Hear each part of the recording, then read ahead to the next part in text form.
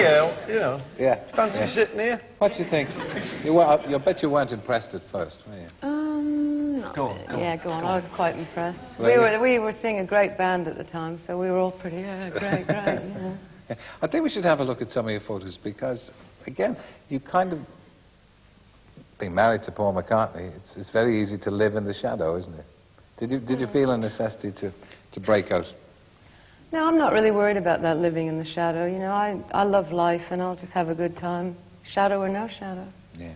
Do you encourage Linda to go out and do this stuff herself? Yeah. No, it is true, you know, because she's my wife. Some people do look at her and sort of think, oh, it's the only reason people look at her photos is because it's the wife of the fella.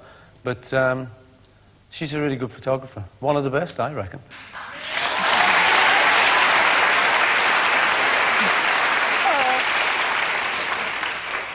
Thank you. We'll have a look at some of them here. This is Jimi Hendrix that you referred to. Yeah.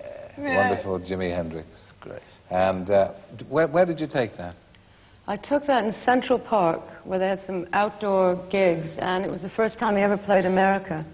And he's my hero, Jimmy. Greatest guitar player ever. Yeah. Now, we were talking about this earlier, and Paul was saying that you actually, it's your horse, and you put it in there and let the daisies grow around it. Absolutely. It took 7 years to do that photo. You kept feeding the horse, and so the daisies grew more smartly. Yeah.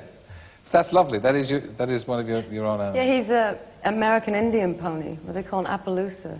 Yeah. And he's lovely, and he's such a friend that I love wildflowers. So when I saw that field, I rode him over there, and I said, all right, stay, boy. Not sit, boy, stay, boy.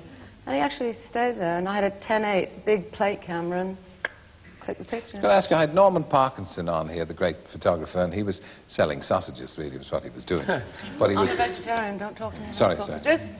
Right. Well, we do have this mushroom quiche upstairs. Yes, we'd like to try and push that off on you, if possible. Have you got a doggy bag? Listen, I'm trying to talk about Norman Parkinson. Oh, here, that's right, yeah. It's a sixth from Michael Parkinson. Irish DJ. Oh, sorry, Cecil over Parkinson. to you, Ted. Anyway, Norman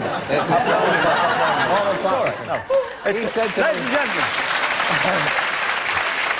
He said to me, Norman Parkinson said to me, and it was a revelation. He said, when you're taking a picture, in the old days it used to be, get the sun behind you, you see, and take the picture with the box brownie. And he said, no, he said, always take your pictures into the sun. And that came as an enormous revelation. Have you any little tips for photographers now? I think follow your instinct. One thing, I never crop photographs. When you look through, make sure it's the picture you want. And just take pictures if there's enough light or not. Let's have a look at another one then, because we're going to...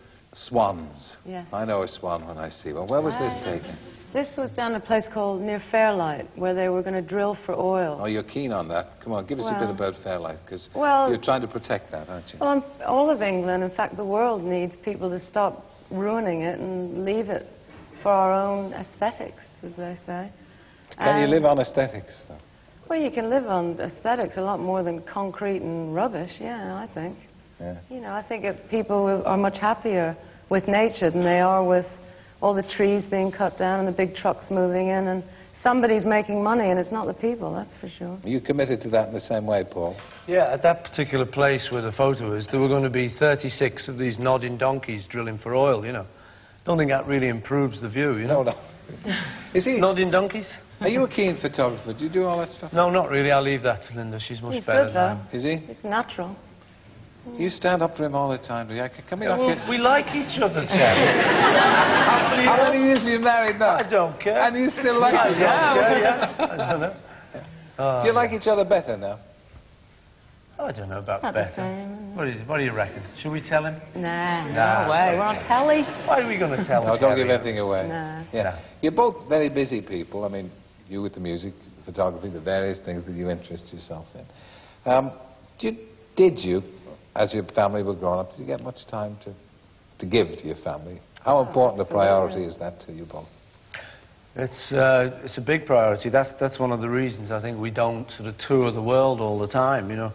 And I mean, obviously I could be off and doing the world tours and stuff, but with kids you've got to give them some time, you know. That's one of the problems of showbiz, is not just showbiz, politics and stuff, you know. There's always these politicians, they're always speaking in the House and stuff, and it's the House of Parliament, not their own house, and get a lot of problems at home, you know, because of that kind of stuff. So we do try and be there.